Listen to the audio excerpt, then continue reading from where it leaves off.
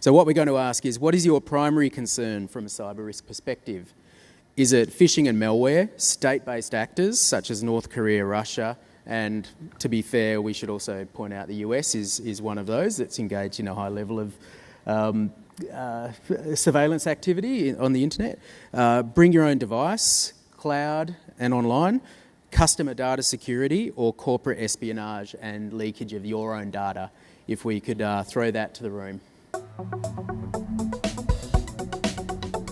you want to have a guess? Are you a gambling man? I'm not, but I certainly will have a guess, but I won't tell you what I'm thinking. That way you can always be correct. Exactly. Interesting. Customer data security. Well, I wasn't going to pick that, so that's very encouraging, isn't it? That shows. Yeah, but you know what? So our audience here have picked customer data security 38% as their prime cyber risk concern. But on the other hand, 24% have picked phishing and malware.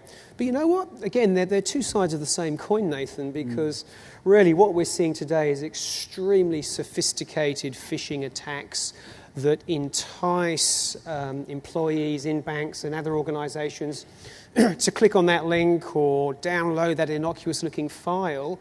And once that's done, then the malware or the malicious payload then can go and then grab customer data. That's what it's doing, right? So I think our audience is correct. There really are two sides of the coin. And as you and I were discussing earlier, the sophistication of spear phishing is just very, very scary these days. It really is, isn't it? No longer do you see the syntax errors, the bad English or whatever native language, the spear phishing emails written in there. Very, very slick.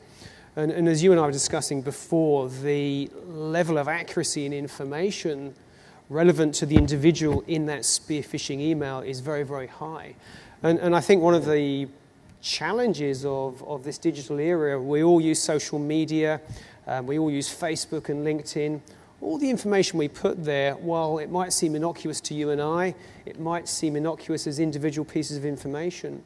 When the bad guys get that information and they piece it together into a holistic jigsaw puzzle, that's the sort of information they can use to construct a really, really realistic spear phishing email that entices you and I to click on it and then downloads the malware that goes and grabs the customer data, our banking details, etc. So for those that aren't familiar with the terminology, spear phishing, far from being something you might want to do, it's an evolution of the old phishing, is it? That's more targeted. Exactly. So spear phishing is not people in the Mediterranean going after tuna.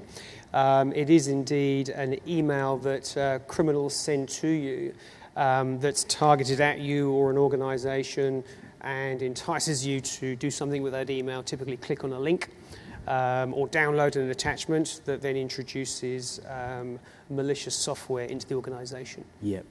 And as we saw on those pointers that were up before, an error around that can lead to, the three big answers that we had. A failure around phishing and security can lead to leakage of your own corporate information and your own customers' data. So there's a big chunk of concerns in that area. And you know what? There's no safe or fail-proof method of preventing phishing or spear phishing emails from an IT controls perspective. Yes, there's really good software out there that can filter this out or block it.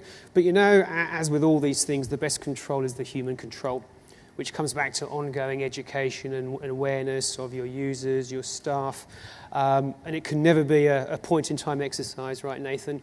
It's got to be ongoing and frequent and increasingly sophisticated and linked to HR and rewards and annual performance appraisals, etc. So it's got to be very, very holistic, not just seen through a technology lens, but through an HR lens, an education lens, to help us all avoid clicking on these spear phishing emails and indeed understand what they look like. Yeah.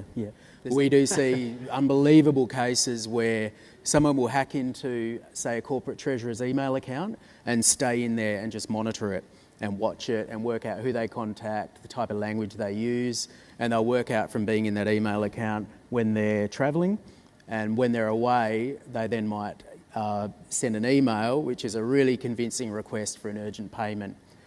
So that type of thing is the level of sophistication, and it highlights the difficulty of identifying that. And do you know what, Nathan? Extending your example, which is a good example, we've seen criminal actors on Wall Street, for example, doing just what you say they've done, taking over, say, a corporate treasurer's or chief financial officer's email address, not just to use it against that CFO, but to use it to then intercept emails from that CFO's colleague. So, for example, the general counsel, the CEO, particularly where these Wall Street firms might be advisors around mergers and acquisitions, these cyber criminals can then garner information that's privileged information, not in the public domain. For example, it could be about a potential target acquisition for a takeover. So imagine if you have that information, you can go short or long on the stock, whichever way you think the acquisition is going to go, and then you can make a significant amount of money when that transaction actually comes into the public domain. So we see that level of sophistication in terms of taking over people's email accounts and then gaining further access to other privileged information in the organization.